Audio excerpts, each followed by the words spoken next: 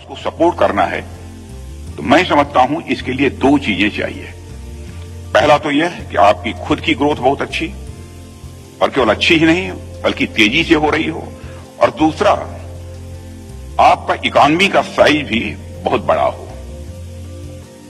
यदि आपकी इकोनॉमी का साइज बहुत छोटा है तो आप भले ही कितनी तेजी से प्रोग्रेस कर लें, लेकिन आप दुनिया को उस हिसाब से प्रभावित नहीं कर पाएंगे, और इसलिए आपकी इकोनॉमी का अच्छा साइज होना मैं मानता हूं कि यह बेहद आवश्यक है।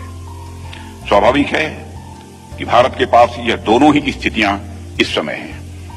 भारत इस समय सिर्फ दुनिया की 5th सबसे बड़ी इकोनॉमी है, और इतना ही नहीं बल्कि दुनिया की फास्टेस्ट ग्रोइंग मेजर इकोनॉमी भी है भारत हमारा। और भारत आज दुनिया की टॉप 5 इकोनॉमीज में शुमार हो चुका है।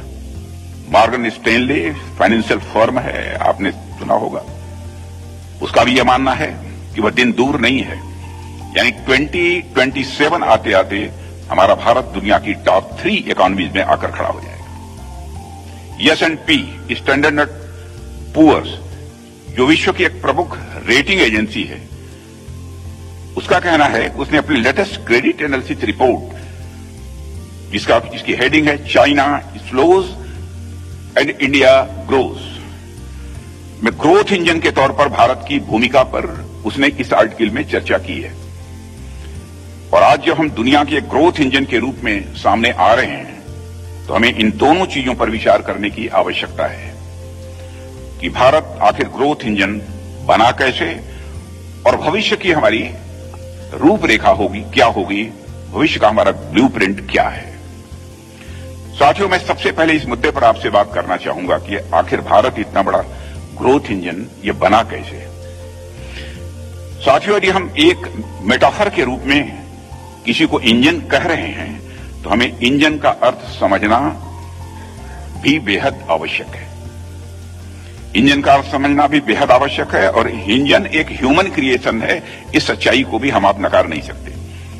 उसी तरह इंडियन ग्रोथ स्टोरी भी बिलियन प्लस इंडियंस की मेहनत और काबिलियत का नतीजा है। सरकार अपने स्तर पर इस ग्रोथ को प्रमोट करने के लिए पॉलिसीज और प्रोग्राम्स बराबर लाती रही है। व्यक्तिगत रूप से मेरा ऐसा मानना है कि सरकार द्वारा इंडियन इकोनॉमी को प्रमोट करने वाली कई सारी इंटरवेंशंस में से जो सबसे मीनिंगफुल है वह है भारत की ह्यूमन रिसोर्स को स्ट्रेंथन करने वाली इंटरवेंशन। साथियों, मैं कोई इकोनॉमिस्ट तो हूं नहीं, लेकिन जहां तक मेरी समझ है, किसी भी देश का जो सबसे इंपॉर्टेंट रिसोर्स होता है वह होता है वहां का ह्यूमन रिसोर्स। और ह्यूमन रिसोर्स अपग्रेडेशन के तहत पिछले लगभग 1 दशक में सरकार द्वारा शिक्षा और स्वास्थ्य को बढ़ावा देने के लिए जो कार्य किया गया है, मैं कह सकता हूं कि वह अद्भुत है। हमारे सिटीजन्स की लॉन्गेविटी बढ़ी है, इन्फेंट एवं मैटरनल मॉर्टेलिटी रेट्स में भी कमी आई है, हमारे नागरिकों की पर कैपिटा इनकम बढ़ी है, और उनके जीवन और उनके रहन सहन के स्तर में भी सुधार हुआ है। यहां मैं केवल अपनी सरकार की बात नहीं कर रहा हूं, मैं भारत के सभी सरकारों की बात कर रहा हूं जो भी सरकारें रही हैं, और मैं मानता हूं कि भारत को आगे बढ़ाने में सभी ने ईमानदारी के साथ जो जितना कर सकता था उसने करने की कोशिश की है।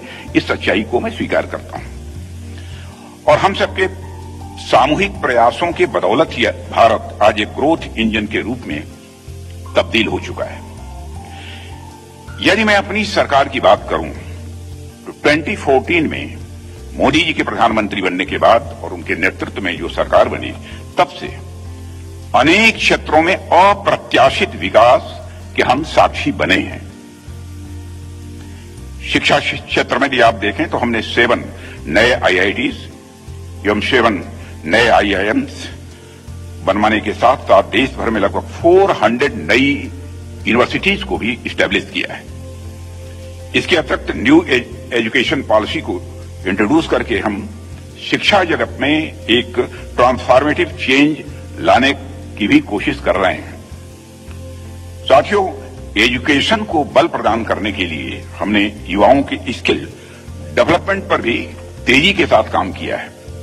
और आप देखें कि हमने स्किल डेवलपमेंट के लिए अलग से एक मिनिस्ट्री बना दी। इसके पहले यह मिनिस्ट्री नहीं थी, जो कि हमारे यूथ की कैपेबिलिटी इन्हांसमेंट के प्रति हमारी कमिटमेंट का यह प्रमाण है। इसके साथ साथ अगर मैं हेल्थ सेक्टर की बात करूं तो देश में जहां 2014 में कुल एम्स की संख्या केवल 7 हुआ करती थी, आज वह बढ़कर वह 23 हो गई है। आयुष्मान भारत योजना के तहत हमने देश के 12 करोड़ परिवारों को 5 लाख रुपए तक का सालाना मुफ्त हेल्थ इंश्योरेंस भी प्रोवाइड कराया है। और ऐसी अनेक अचीवमेंट्स हैं जिन्हें यदि मैं आपके सामने चर्चा करना प्रारंभ करूं तो घंटों का समय लगेगा, लेकिन मैंने अभी केवल शिक्षा और स्वास्थ्य का ही यहां पर जानबूझकर जिक्र किया है, क्योंकि जब हम शिक्षा और स्वास्थ्य पर इन्वेस्टमेंट को बढ़ावा दे रहे हैं तो उसका अर्थ यह हुआ कि हम भारत के फ्यूचर पोटेंशियल को बढ़ाने का प्रयास ईमानदारी के साथ कर रहे हैं। भारत के फ्यूचर पोटेंशियल को हम और एक नाम से जानते हैं, वह है हमारा भारत का युवा, भारत का नौजवान। साथियों, आज यदि भारत एक ग्रोथ इंजन है, उस इंजन का मोटिव फोर्स है, उस इंजन का जो फ्यूल है हमारे देश के युवाओं की धमनियों में बह रहा है, उसकी एनर्जी है। साथियों, यह युवा शक्ति है जो हमें डेवलप्ड नेशन की ओर ले जाएगी। आज अगर हमारे देश का तेवर बदला है, उसे एक नई ताकत का एहसास हुआ है, तो इसका एक बड़ा प्रमाण है कि यहां की युवाओं की सोच में भी बड़ा बदलाव आया है। इसका उदाहरण आप इस प्रकार से समझ सकते हैं कि कुछ वर्षों पहले तक हमारे अधिकांश युवाओं की इच्छा, उनकी प्रवृत्ति रहा करती थी कि नौकरी हमको मिल जाए। इसलिए उस समय हमारे देश की ग्रोथ हमारे देश की पुरानी कंपनियों तथा उनसे निकले रोजगारों पर ही आधारित थी। लेकिन आज का नौजवान बीते हुए कल की उपलब्धियों तक ही सीमित रहने को तैयार नहीं है। वह अपने अनुसार आज की उपलब्धियों की पटकथा लिखने को बिल्कुल बेकरार है। इसी भावना के बल पर स्टार्टअप कल्चर भारत में विकसित हुआ है। आज हमारा युवा जॉब सीकर न होकर जॉब क्रिएटर हो गया है। स्टार्टअप्स के नंबर के बारे में आप सभी जानते हैं। हमने स्टार्टअप योजना तथा मुद्रा योजना जैसे इंटरवेंशंस के तहत युवाओं को उनके इंटरप्रेन्योरशिप के लिए सपोर्ट किया है। और आज हम देख सकते हैं कि हमारे देश में एक अच्छा खासा स्टार्टअप कल्चर ये डेवलप हुआ है। और आज हमारे देश में न सिर्फ 1 लाख से अधिक स्टार्टअप हैं, बल्कि कुछ समय पहले देश में यूनिकॉर्न की संख्या भी 100 के ऊपर पहुंच गई थी। और आज भी 100 के आसपास ही यूनिकॉर्न्स का नंबर है। साथियों, देश के नौजवानों के लिए जो हमने एक इकोसिस्टम तैयार किया, उसका एक बहुत ही महत्वपूर्ण पार्ट है इंफ्रास्ट्रक्चर। अब आप लोगों के सामने मैं इंफ्रास्ट्रक्चर डेवलपमेंट के ऊपर पर मैं बात करना उचित नहीं समझता हूं, क्योंकि यह तो एक ऐसी चीज है जिस पर हमारे विपक्षी भी हमारी सराहना करते हैं। हमने अपने कार्यकाल में सड़क, एयरपोर्ट और रेलवे में इंफ्रास्ट्रक्चर डेवलपमेंट को बढ़ावा दिया है। 2014 तक जहां भारत के पास 91,000 किलोमीटर तक के नेशनल हाईवेज थे, वहीं आज उनकी संख्या बढ़कर लगभग 1.5 लाख किलोमीटर तक पहुंच गई है। 2014 में भारत के पास जहां पर केवल 74 एयरपोर्ट थे, आज उनकी संख्या बढ़कर 149 तक पहुंच गई है।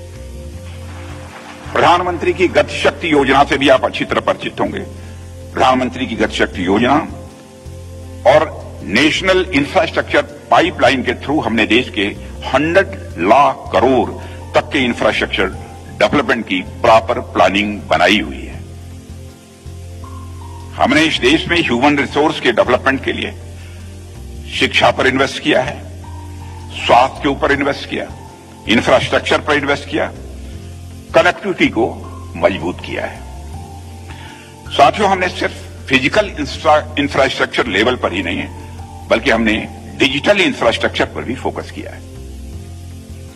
सरकार में आने के बाद से ही जिस तरीके से हमने जनधन योजना, आधार कार्ड और मोबाइल को एक साथ इंटीग्रेट करके जैम ट्रिनिटी एवं इंडिया स्टैक के अवधारणा पर काम किया है, वह इस देश में गरीबों तक सरकार की डायरेक्ट पहुंच प्रदान करने की दिशा में एक क्रांतिकारी कदम है। कनेक्टिविटी चाहे फिजिकल इंफ्रास्ट्रक्चर की हो या फिर डिजिटल इंफ्रास्ट्रक्चर की हो, हमने सबको साथ में लेकर चलने का काम किया है। साथियों, इंफ्रास्ट्रक्चर के बाद एक और महत्वपूर्ण चीज आती है, वह है कैपिटल, पूंजी है। जो भी हमारे प्रोस्पेक्टिव एंटरप्रेन्योर्स या फ्यूचर इंडस्ट्रियलिस्ट हों, उनको कैपिटल उपलब्ध हो, उसके लिए हमने फाइनेंशियल सेक्टर रिफॉर्म्स भी किए हैं। मैं इस पर ज्यादा नहीं बोलना चाहूंगा क्योंकि आप सभी इसी क्षेत्र से जुड़े हुए लोग यहां पर मौजूद हैं और आप सब जानते हैं कि हमने इस क्षेत्र में क्या क्या किया है। एक और चीज जो हमारे देश के युवाओं को एंटरप्रेन्योर बनाने से रोकती थी पहले, वह थी लाइसेंस राज और रेड टेपिज्म की व्यवस्था। हमने इस चीज से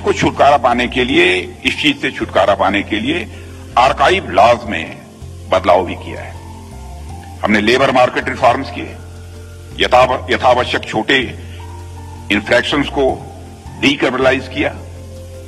कुल मिलाकर कहूं तो रेगुलेटरी आर्किटेक्चर को बिजनेस फ्रेंडली बनाने की हम लोगों ने अपनी तरफ से भरपूर कोशिश की है।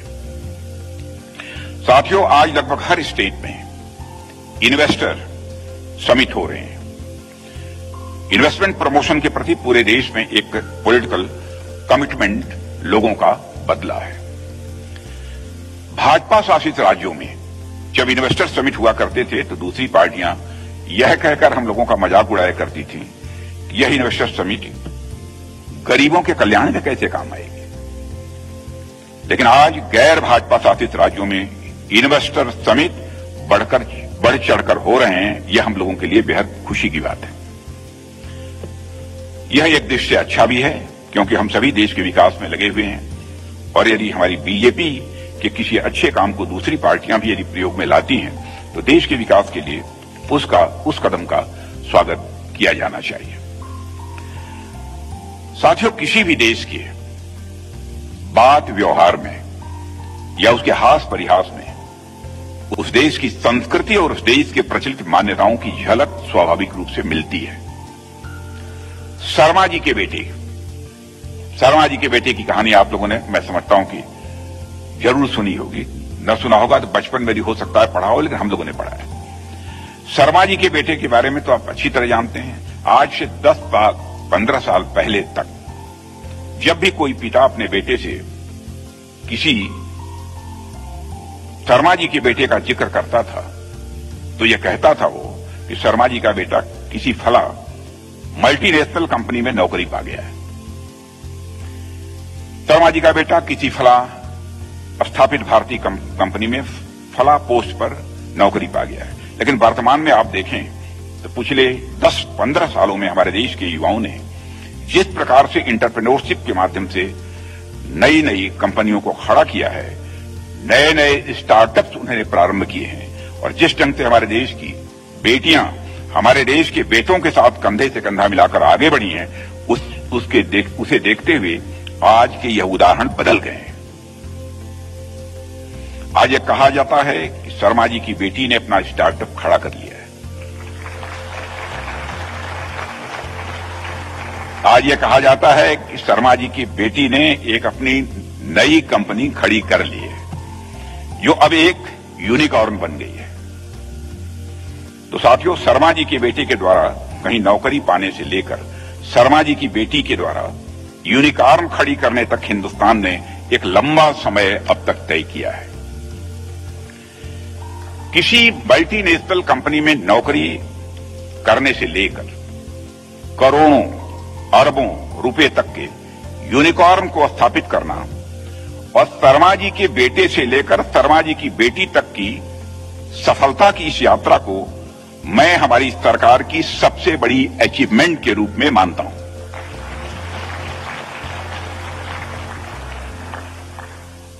साथियों, यदि मैं इस सरकार की उपलब्धियां यदि आपके सामने काउंट कराना प्रारंभ करूं तो इसमें एक लंबा समय लग जाएगा। इसलिए मैं मुख्य मुद्दे पर आता हूं कि यदि हम भारत को इस समय दुनिया का ग्रोथ इंजन मान रहे हैं तो इस इंजन का एक दूसरा पहलू भी है जिसे हमें समझना होगा। इसलिए मैं अब दूसरे पहलू पर आता हूं। साथियों, इंजन का सिर्फ यह काम नहीं है कि बाकी डिब्बों को आगे खींचे, बल्कि इंजन का यह भी काम होता है वो डिब्बों की दिशा भी तय करे। जब भी कोई देश दुनिया का ग्रोथ इंजन होता है तो वह देश अपने लिए जो दिशा तय करता है वह दिशा दुनिया को भी प्रभावित करती है। अगर कोई तानाशाही वाला देश है, डिक्टेटरशिप है, वहां जो लोकतंत्र और मानवाधिकारों का सम्मान नहीं करता, जो नारी सशक्तिकरण का तथा अपने निर्बल जनों का सम्मान नहीं करता, तो उसके मूवमेंट की दिशा विश्व के अन्य देशों के मूवमेंट को भी नकारात्मक रूप से प्रभावित करेगी। यह भी सच्चाई है।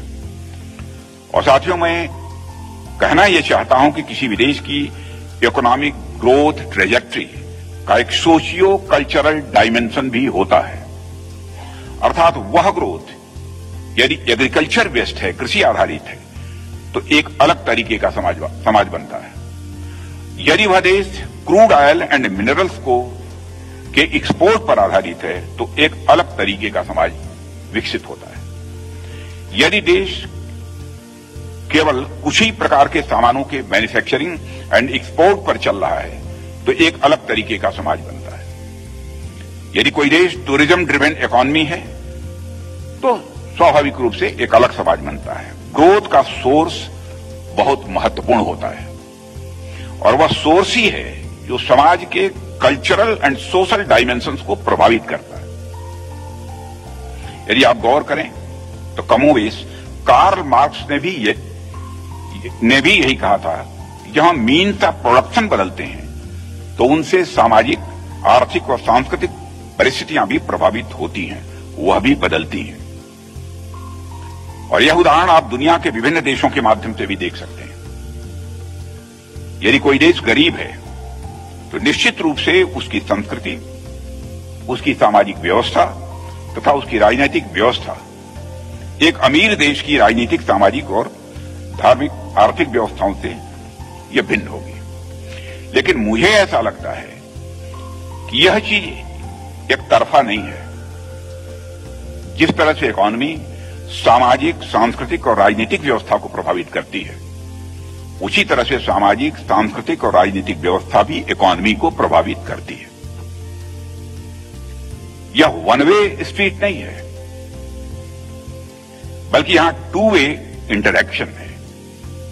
और यह कहना कि कौन पहले आता है, यह चिकन और एग की स्टोरी जैसी हो जाएगी कि अंडा पहले आया था या फिर मुर्गी। अर्थतंत्र समाज की संस्कृति को प्रभावित करता है। इस सच्चाई को केवल मैं स्वीकार नहीं कर रहा हूं, बल्कि दुनिया के बड़े बड़े इकोनॉमिस्ट भी स्वीकार करते हैं। ठीक उसी तरह समाज और संस्कृति अर्थतंत्र, इकोनॉमी के सिस्टम को यह प्रभावित करती है। एडवर्ड बेनफील्ड की एक पुस्तक है, the moral basis of A backward society. आप में से कुछ लोगों ने पढ़ी होगी। उस पुस्तक में वह बताते हैं कि वे एक बार साउथ इटली में एक गरीब भाग में सिर्फ इसलिए गए ताकि वो इस बात का पता लगा सकें कि आखिर गरीबी का मूल कारण क्या है। उन्होंने पाया कि गरीबी का कारण मात्र रिसोर्सेज की कमी नहीं है। गरीबी के कारण केवल रिसोर्सेज की कमी नहीं है, बल्कि गरीबी का एक कल्चरल बेस भी होता है, सांस्कृतिक आधार भी होता है। कुछ संस्कृतियां ऐसी होती ही हैं जहां आर्थिक विकास बहुत मुश्किल हो जाता है। हालांकि मैं एडवर्ड बेनफील्ड की इस बात से पूरी तरह से सहमत नहीं हूं, पूरी तरह से इससे इत्तेफाक मैं नहीं करता हूं, और मेरा यह बिल्कुल भी मानना नहीं है कि जो भी देश गरीब है उसकी संस्कृति, उसकी कल्चर में कोई कमी है या वह अपनी राजनीतिक व्यवस्था की कमी के कारण गरीब है। बल्कि गरीबी के कई सारे कारण हो सकते हैं। कई बार ऐतिहासिक कारण भी होते हैं, तो वहीं कई बार रिसोर्सेज की कमी भी एक प्रमुख कारण होती है। लेकिन इस बात से बिल्कुल भी इनकार नहीं किया जा सकता कि किसी भी देश की अर्थव्यवस्था की गति वहां की सांस्कृतिक और राजनीतिक व्यवस्था से वह जरूर प्रभावित होती है। उदाहरण के तौर पर देखिए, यदि कोई ऐसा देश ग्रो करता है जहां पर की एक लोकतांत्रिक राजनीतिक व्यवस्था है, डेमोक्रेटिक पॉलिटिकल व्यवस्था है, तो उस देश का विकास ज्यादा इंक्लूसिव होगा, ज्यादा समावेशी होगा। यह स्वाभाविक रूप से आपको देखने को मिलेगा, क्योंकि लोकतंत्र के कारण रूलिंग पार्टी पर जनता का यह दबाव होता है कि वो विकास के फायदे को समाज के हर वर्ग तक, समाज की अंतिम सीढ़ी तक उसे पहुंचाए।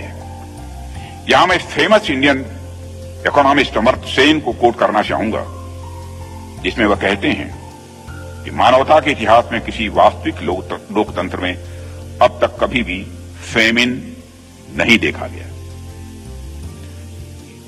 यह संबंध है लोकतंत्र और अर्थतंत्र के बीच।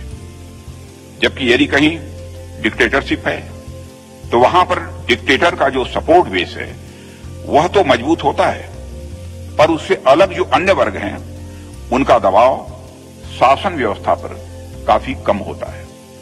इसलिए ऐसी व्यवस्था में समाज के सभी वर्गों का विकास समुचित हो सके या ऐसा आवश्यक नहीं है। इकोनॉमिक ग्रोथ का सोर्स और इकोनॉमिक ग्रोथ का डिस्ट्रीब्यूशन दोनों ही देश की सामाजिक, सांस्कृतिक और राजनीतिक व्यवस्था से प्रभावित होते हैं। इस सच्चाई को भी नकारा नहीं जा सकता। भारत किस प्रकार से एक इंजन के रूप में दुनिया को एक नई दिशा प्रदान करेगा, इस पर मैं इंडियन ग्रोथ स्टोरी के 4 रिमार्केबल जो एस्पेक्ट्स हैं, जो उल्लेखनीय पहलू हैं, उस पर मैं आप सबके बीच यहां चर्चा करना चाहूंगा। पहली बात तो भारत में ग्रोथ पर्यावरण की नुकसान पर नहीं होगा, इसलिए हमने पेरिस एग्रीमेंट पर साइन किए। हमने इंटरनेशनल सोलर अलायंस बनाया है। हमने क्लीन एनर्जी को बढ़ावा देने के लिए कई इनिशिएटिव्स भी दिए हैं। हम जीडीपी की इमिशन इंटेंसिटी में भी कमी लेकर आए हैं। हमने ग्रीन ग्रोथ का रास्ता स्वाभाविक रूप से अब अख्तियार कर लिया है। साथियों, दूसरी बात आप देखें तो एक समय था जब इकोनॉमिक ग्रोथ मात्र पुरुषों का डोमेन यह समझा जाता था, औरतों को घर में रखा जाता था और माना जाता था कि राजनीतिक, आर्थिक व्यवस्था और समाज को संभालना यह सब औरतों का काम नहीं है, बल्कि पुरुषों का ही काम है। एक ऐसा भी समय था। लेकिन प्रधानमंत्री मोदी जी के नेतृत्व में जब से हमारी सरकार आई है, हमने इंश्योर किया है, ये सुनिश्चित किया है कि हमारा economic, political and social development महिला सशक्तिकरण के बल पर ही होगा। हाल ही में नारी शक्ति वंदन अधिनियम संसद से पारित करके हमने महिलाओं को उनका वह राजनीतिक अधिकार दिया जो वर्षों से लंबित था। यदि मैं रक्षा मंत्री होने के नाते रक्षा क्षेत्र की बात करूं तो आप देखिए कि हमने सैनिक स्कूल में बच्चियों को दाखिले की शुरुआत कर दी है, जो पहले नहीं होता था। नेशनल डिफेंस एकेडमी में आर्मी, एयरफोर्स और नेवी की वीमेन ऑफिसर्स की भी ट्रेनिंग हो रही है। एयरफोर्स, वायुसेना में लड़ाकू विमानों में महिला पायलट के रूप में अपनी भूमिका निभा रही हैं। सेना में भी बड़े बड़े पदों पर आज महिलाएं हमारे यहां काम कर रही हैं। अग्निवीर के माध्यम से भी बड़ी मात्रा में हमारी बच्चियां इस समय सेनाओं में, हमारे जो तीनों विंग हैं, आर्मी, एयरफोर्स, नेवी, उसमें अपनी भूमिका निभा रही हैं। साथियों, जो तीसरी बात है वो है कि अक्सर किसी विदेश की इकोनॉमिक ग्रोथ को उसके कुछ प्रोमिनेंट लोकेशन पर भी सेंटर्ड पाया जाता था। जैसे आपने ग्रोथ पोल की थियरी सुनी होगी। इसके अनुसार कोई भी क्षेत्र यदि विकास करता है तो उस क्षेत्र का एक ग्रोथ पोल होता है, एक सेंटर होता है, जहां से उस क्षेत्र का विकास कंसंट्रेटेड होता है। अब तक यही माना जाता रहा है, अब तक यही धारणा रही है कि सिर्फ ग्रोथ पोल ही डेवलप करता है, बल्कि सारे क्षेत्र जो हैं वो उसकी छाया में डेवलप होते रहते हैं। लेकिन आज ऐसा नहीं है। आप देखिए, भारत में हमने जिस तरीके से फार फ्लंग एरियाज में इंफ्रास्ट्रक्चर डेवलपमेंट किया है, पीएम गति शक्ति योजना के तहत जिस तरीके से हमने देश की कनेक्टिविटी का एक जाल बिछाया है, चाहे वह सुदूर नॉर्थ ईस्ट हो या फिर छोटे शहर या कस्बे हों, हमने सबको एक दूसरे से जोड़ने की पूरी कोशिश की है। इसे ग्रोथ पोल से आगे बढ़ते हुए मैं ग्रोथ वेब का नाम देना चाहूंगा। आज देश में एक ग्रोथ वेब की अवधारणा सामने आ रही है, जहां पर भारत के सारे क्षेत्र एक साथ मिलकर तेजी के साथ विकास कर रहे हैं। आज टीयर 2 और टीयर 3 सिटीज में भी लगभग उसी तरह की ग्रोथ हो रही है जैसे देश के महानगरों में हो रही है। चाहे आप इंदौर, वाराणसी, नासिक, कटक, सिलचर, सूरत या फिर ऐसे अन्य टीयर 2 सिटीज को देख लीजिए तो अभी भारत के महानगरों की तरह ही तेजी से ग्रो कर रहे हैं। यह सब उसी ग्रोथ वेब का हिस्सा बन गए हैं, जो वेब हमारी सरकार ने इंफ्रास्ट्रक्चर डेवलपमेंट के माध्यम से पहले से बुन रखा है।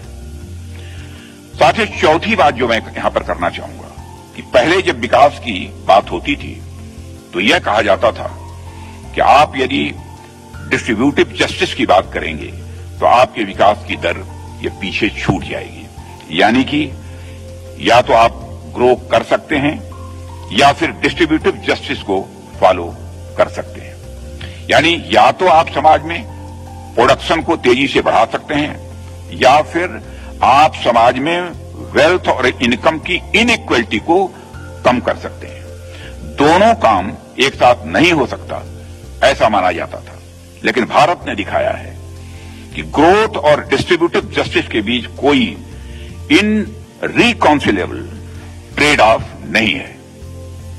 यानी सभी नागरिकों को उचित अवसर उपलब्ध कराना एवं विकास दर को तेजी से आगे बढ़ाना, दोनों को एक साथ साधा जा सकता है और हम दोनों को एक साथ लेकर चले हैं। साथियों, इसका उदाहरण आप देख सकते हैं कि इस देश के लगभग 80 करोड़ लोगों को मुफ्त में अनाज उपलब्ध करा रहे हैं। यदि मैं किसानों की बात करूं तो हम प्रधानमंत्री किसान सम्मान निधि के तहत उन्हें मिनिमम इनकम सपोर्ट भी प्रदान कर रहे हैं।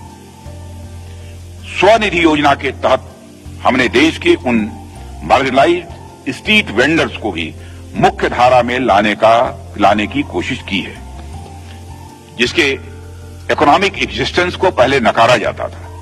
अभी कुछ समय पहले ही सरकार ने 50 लाख स्ट्रीट वेंडर्स को सपोर्ट करने का अपना टारगेट पूरा किया है। साथियों, मैं आपके बीच इन योजनाओं का नाम क्यों ले रहा हूं, इन्हें क्यों आपके सामने पेश कर रहा हूं, गिना रहा हूं। हमने इस देश के वंचित वर्ग और गरीबों के लिए जो कुछ भी किया है वह सब मैं बातें आपको क्यों बता रहा हूं। सीके प्रहलाद का आपने नाम जरूर सुना होगा।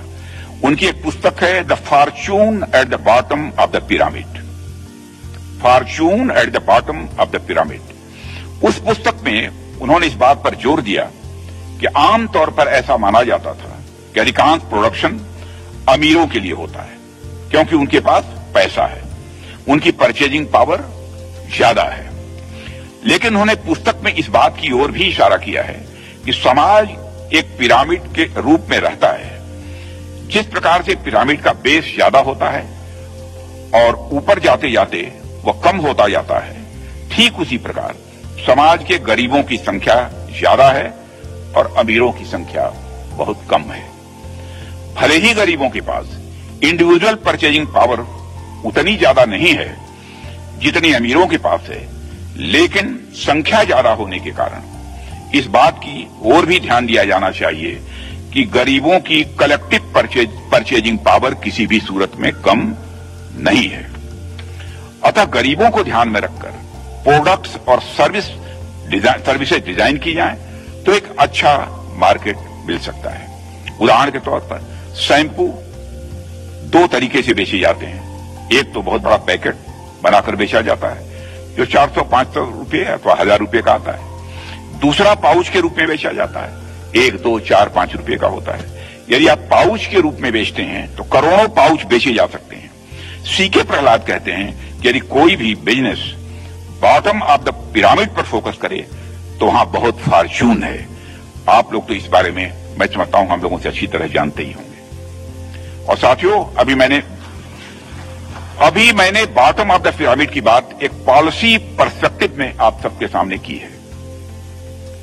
यदि एक समाज के तौर पर हमें रैपिड इकोनॉमिक ग्रोथ चाहिए तो टॉप टीयर ह्यूमन को तो स्ट्रेंथन करना ही पड़ेगा, पर bottom of the pyramid human resource पर किया गया social investment massive economic return देगा।